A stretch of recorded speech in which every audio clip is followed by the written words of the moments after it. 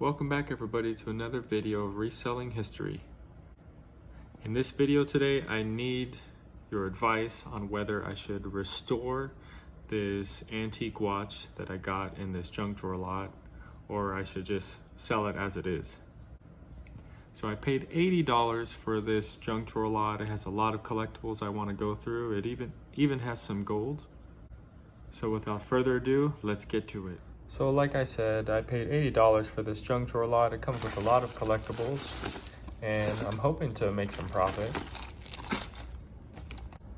There is a lot of nice little collectibles in here, including some surprises that I didn't even know about. So I'm gonna take everything out here and let's start going through it. All right, first up, we got some old pocket knives here, and I don't think any of these are particularly very valuable. These two are old colonial knives, and I think these are Hammer brand. And then here's a little interesting, like a modern pocket knife made in Japan, but it is 12 karat gold filled. And then we got this interesting knife here. The sheath says Washington, D.C., so it must have been some sort of souvenir, but this is another Japanese knife, but it's in pretty sweet condition. I'm gonna put a value of $20 to $25 on these pocket knives. They're not super valuable, but there is always a large collector's market for knives like this, and people like restoring them and making them look nice. All right, you guys, if you can hear the wind outside, my apologies. It's super windy and it feels like the house is gonna blow over, so hopefully it doesn't get much louder. But anyways, we got some nice items here. We have this vintage Tissot stylus ladies watch. It's not running, it probably needs a battery, and I'll get a battery for it. That's about a $30 or $40 watch. We have some sort of vintage kitchen key. We also have this really neat military ring, and this is made in Hong Kong. This ring is interesting because it has the U.S. Army eagle on it, and it has two V's on the side, and I'm guessing that represents the word victory. So this is like probably just after World War II ended, and the Japanese started making a lot of these and occupied Japan, and somebody bought one as a souvenir and brought it home. And it's in good condition. They're usually pretty broken because it's made out of plastic, but this is probably a $20 ring. So we also have this really sweet World War II, literally sweetheart bracelet, and unfortunately it's broken, but it is sterling silver with 12 karat gold filled, and I'm really digging the propeller U.S. Army Air Corps insignia on there. And let's see if there's a photo inside. Wow, yeah, it still has a photo of the serviceman, so he probably served in the U.S. Army Air Corps. I wish there was a name on here somewhere engraved so I can know who exactly this man is, but it looks like the same man in each photo. This is probably a $30 or $40 find as well. All right, we also have this little bag of coins, and forgive me, I don't know, I'm still learning a lot about old currency and coins, but here's an old British, I think it's called a large penny, British penny, 1875, pretty worn condition. And the only silver coin in here, I think, is this really beat up Standing Liberty quarter. Really, really beat up, but it's silver. There's also some pretty fascinating tokens in here. Like, for example, there's two of these right here. This is Lincoln, and I think President, I want to say Garfield, I could be wrong, but I think this is a restrike. I don't think this is original. I think when they originally made these, they were made out of silver and gold. This is made out of bronze, so it's probably a US Mint restrike. And there's two of them. But if I'm wrong, let me know, please. It looks like bronze to me. But these are probably, I'm not really sure how much these are worth. I would say maybe $20 each. And then we have some other neat coins. Some of them are more modern. Some of them are like from the 1940s. Got an old transit token right here. Have this German coin. Oh yeah, really cool stuff. I love learning about old coins. We also have this Benjamin Franklin memorial token.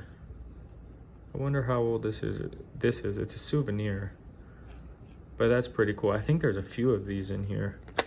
So yeah, you guys, if you see anything of value that I'm missing, let me know. There's also this nice Indian cent. This is a 1903. Decent condition, I think. Next up, we have this kind of miscellaneous items here, like this old Zippo. This looks like a 1970 Zippo made out of gold, probably gold plated. Not working. You got some Don Juan shaving blades, and there's actually some blades in here. Really cool graphics on this, probably from the 1930s or so. You have a Captain Midnight 1948 cereal toy. This probably came in a box of cereal, and I think this is a decoder, like a secret decoder, and these things can be quite collectible. I've sold some cereal toys before. If you ever come across old Buck Rogers cereal toys, do not pass them up. They could sell for a lot of money, but this right here, I'd say probably a $20 or $30 piece. Really cool, made out of full metal, made to last forever. I actually have in one of my older videos, I go over some Buck Rogers cereal toys that I found, and like I said, they can sell for a lot. I thought this old Gillette razor was pretty cool.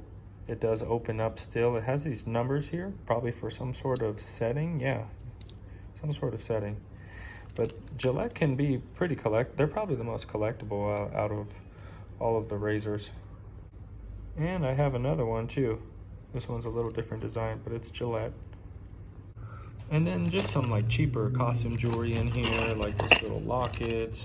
And I'll probably just lock this stuff up together with all of this and put it on auction. Sometimes auction's the way to go, because somebody may want one item and they're willing to pay a premium to get that one item. So that's my recommendation. If you have a whole bunch of little collectibles, sometimes it's just better to sell it all together.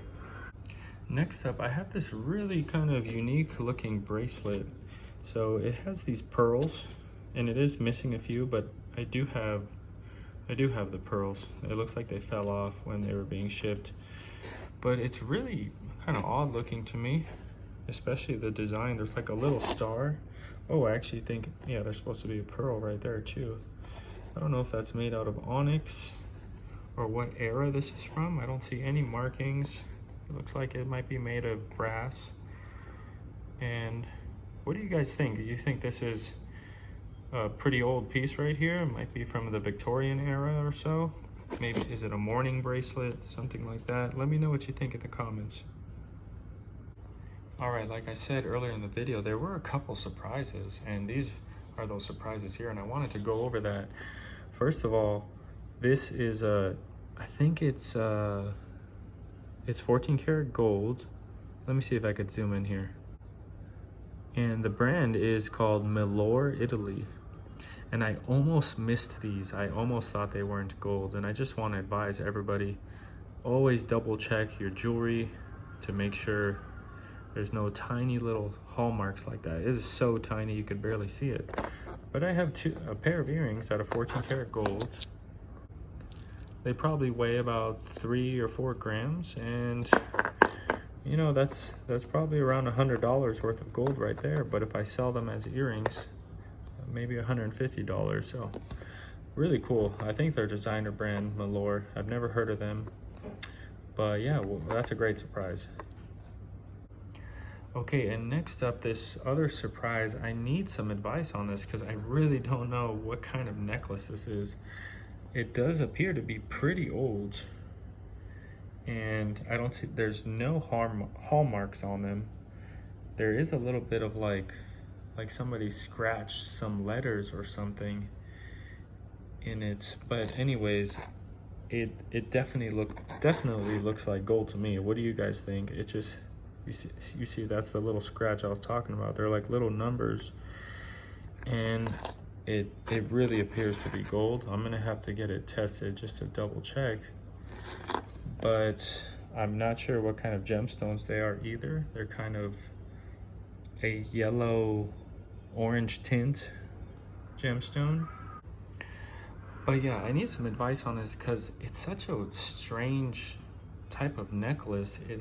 It's a really strange design. It has multiple strands kind of like going all over the place, and this looks like it needs to be connected to somewhere. But even if that part is connected, it still has this really weird like strands everywhere, octopus type of thing, you know? So I don't know if this is some sort of antique necklace, or I really don't know. All I know is it might be gold, but if you guys know what kind of necklace this is, let me know in the comments. Alrighty, last but not least, we have this Elgen antique ladies wristwatch. And what really drew me to this wristwatch was the color. It has like this lime green color on the corners of the case. It has a beautiful Art Deco look to it, and I did open up the back and I did a serial number search, and it dates from like the late 1920s. Now, unfortunately, it's not solid gold, but it is 14 karat gold filled, along with a bracelet, which is in really good condition too. But what a beautiful looking watch. It has some really pretty filigree design work on it. The dial is in amazing condition. But my question to you guys, is this watch worth dishing out $200 to get it running again? It is in really good cosmetic condition, and I'm not immediately sure the value on this watch in running condition. I'm estimating maybe $200 to $400. But what do you guys think? Please give me some advice. Drop a comment down below if you think I should get this restored, or is it better off just selling as is? I may even have to give it to my wife as a little gift, but who knows? Anyways, that's all for the video today. I hope you guys enjoyed watching this episode of Reselling History. Please drop a like, drop a comment if you want to talk about some of the stuff that I showed, and please subscribe to my channel. I'm gonna be releasing more content in the coming days, some really good content with antique militaria items. So we'll see you on the next video, guys. Take care.